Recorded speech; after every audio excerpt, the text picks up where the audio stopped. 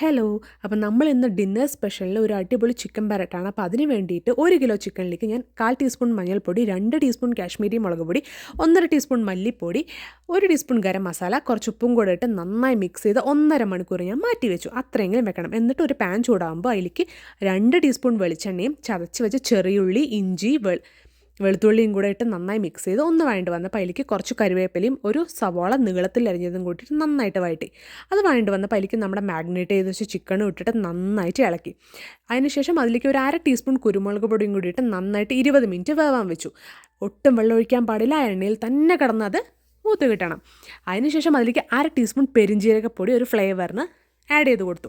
എന്നിട്ട് ഒരു 2 മിനിറ്റ് അടച്ചു വെച്ചതിന് ശേഷം നമ്മൾ തുറന്ന് നോക്കിയപ്പോൾ നമ്മുടെ ചിക്കൻ പെരട്ട് റെഡി ആയിട്ടുണ്ട്. അതിലേക്ക് ഞാൻ നല്ല ഫ്രഷ് മല്ലിയില കുറച്ച് തൂവി കൊടുത്തു.